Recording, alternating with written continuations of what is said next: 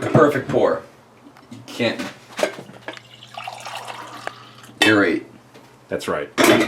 Star date 29th, right? It's the 30th today. 30th, March 30th. Yep. 2016. One day before 1 year ago, I was at the Alt J show, Fanagram, Madison Square Garden. Nice. That's when you tried to break into, right? 1, 2 guitars, 3, 4, 5, 6, 7, wait, 8. And the bass. Oh, the bass. Well, you counted the bass, okay. 9, 10, 11. That's pretty sweet. You guys have so many. 12. How many instruments do you think, just standalone instruments, discrete number, do you think you have?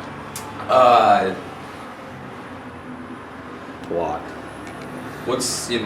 Do you want that in No, scientific notation? Yeah. Now, I've always been a fan of Titanics, and specifically a lot of your original stuff. It's very creative and really interesting to me. But I know that Titanics has had what Mark calls blowing it live moments. Can you explain to me that one time you were at the Hollow and you guys sort of forgot to practice? It's a legendary story. We hadn't really fleshed out our live set, I think, at that point. And we got invited to play something, and we didn't think it was going to be that big. I think we just brought along the microKORG, and we didn't think it was going to be that big of a show. So we practiced probably 2 or 3 times. I mean, we had done like acoustic shows, like before that, but it was like coffee house style shit, like smaller. So we kind of just brought acoustics and like random keyboards, and we're like, we'll just wing it, it'll be like a coffee house. Right. And we're literally making jokes like on the way there. Like, imagine if this was like huge, man. Imagine if we walk in and it was like People. He actually told me earlier in the day that you guys were making jokes on the way to the gig, that you were saying things like, man, what if this was a big show? And you open the door, it's like, Yeah, okay. So, yeah. It's like, sure as shit. It's exactly what happened. we're like, oh, crazy, man. Like, we're probably like, damn, we should have practiced. We get there, dude. I remember we opened the door to the Hollow. And we walk in, and it's literally like packed. And it's just like somebody's back is just right there. It's just like I'm just like, whoa, is something going on here? And I turned to Jack like, we should have practiced. He couldn't even look at me and goes, we should have practiced.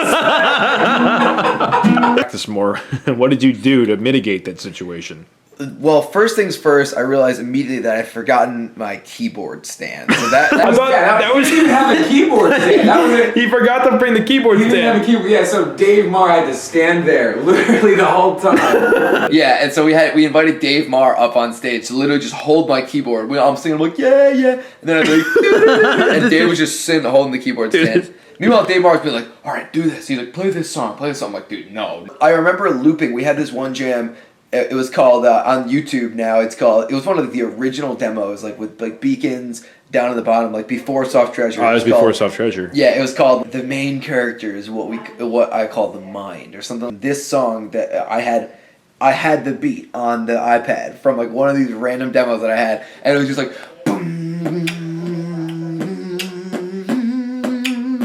It was just a loop, and I remember I'm like, all right, here we go, and I did that, and I was like, all right, yeah, you guys want to come start dancing? And I invited these girls on stage to like come dance with me, and it hit the point of the show where like nobody cared. I didn't care.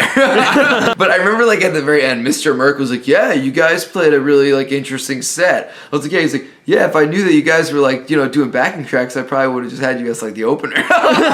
So Derek, I remember one time you had a recording session on the Yamaha 16G, which was the digital audio workstation, that DAW, and the thing reset. And I think we have video of that. Yeah. It was a moment of despair, probably one of 2 moments of pure despair I've ever felt in my life. You know, you spend 8 hours meticulously combing through every single track on guitar, doing parts, redoing them, just getting kicked in the nuts for 8 hours. And then the machine shuts down and you lose literally everything. You didn't even got that moment on camera. Oh, that's just the icing on the cake. Do you remember that? Yeah. You couldn't even, like, screaming wouldn't even release anything. It was beyond screaming. I just had to put my head down. I didn't know what to do. You just put your head down in that situation. Is this an invasion of privacy? Like just zooming in on people? I don't know. The band the cover band. I thought it would be really, really cool to be in the Cult cover band. And then I quickly realized that my usable hearing would be permanently damaged. 90-watt Mesa 5, turn that thing up, and it's like, what? They always make a good band though. Dude. It's like, we need like 1 day to practice and then we're good for a show. I playing with good people is like, it's better than sex. I know, it is. Does it not sound that way? Like, it's a chemistry thing. I think a lot of times though, it's different for different people, and that's what's so magical about it, because if you take the same song and the same guitars in the same room at the same time, but if you get different people behind it, it's totally different. Yeah, when I turned 24 years old, my 24th birthday, it was like a Tuesday or something, and it was 10 o'clock, and it just was one of those nights where all the teachers finished their sessions together at close at like 10 o'clock. So I'm like, hey, it's my birthday, you guys want to jam? Barcello style. Barcello style. Yeah. We played, man. I remember the sun was coming up. It was like 4 in the morning.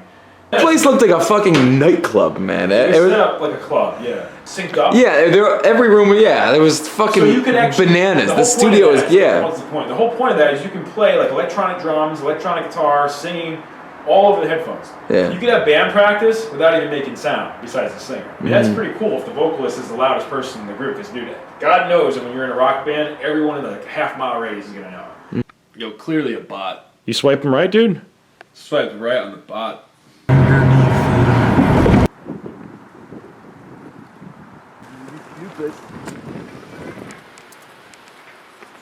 I don't know. These chemtrails are really freaking me out, Derek. I know, this air is just percolating with disease. God, how many cameras are they spraying? Microdust. It's the only thing that makes sense. Real tape at a 15. When he gave me the 15s, they were all recorded at the wrong speed, an octave higher than they were supposed to be. He did this practice for like a good hour before the New Age gig, and he completely lost his voice. So do you remember that? Yeah. No, but like Titanics, I remember like when you started making those beats, being in the shed, and you get a little listening session with the headphones on. Yeah. I knew you were onto something. That was certainly the auditions or some shit. Well, we had Rob Stark in the band. He's like, I need to tune up my guitar, but you guys give me the first string. And I go, Mark, give him an E. I think your A note is actually the one that's a little flat. And he just like looks up from the pedal board. He looks over at the wall and he turns towards me and he just goes, yeah, I don't do strings. You've always driven around in this Jeep. Are you particularly fond of this car versus other ones, or just whatever you got? Very fond. It's what I was kind of handed, and ironically, when I was under the impression that I was getting a Jeep when I turned 16, I was not too happy about it. And But now you love it. When I was a child, I thought like a child, so I can't really. I had the linear on, so it was very powerful. And I was trying to skip. I was trying to talk to Europe. In like Switzerland, Sweden, and it was like working. It's in and out. Like anyone who's worked with HF or CB, it like comes in and out. All the lights on this whole street would dim. It's a 100% true story. It was dark, but it was driving down. The road actually curves a little bit to the left. It's like maybe like 20, 30 degrees to the left. You see that curve? That bend right there? We had like a 120 mains plug. It was plugged into all the power supplies. Remember that? Yeah. And I just see it go whoosh, and there was actually like an audible pop. It was like whoosh. I later discovered that evening through like different tests that not only was it interfering with the electrical grid, but it was interfering with all types of signaling equipment. Headphones, for example, you'd hear my voice. So like when I talked into it, you'd hear my voice on FM radio, you'd hear it on computers, speakers, door, and he wasn't answering. And I went inside, peered into the windows. It was like dark like this. Like I knew he was home, but he just was not answering. So I looked into one window and I saw him on his computer playing a game, World of Warcraft, with his headphones on. So I was like, And I keyed up the mic and I said, Rob, I'm outside your house. Get the fuck out here. And he literally, he just jumped up. I could see him be like. You found out through natural selection or what? I think through friends. Through friends? Are you watching it tonight? Yeah.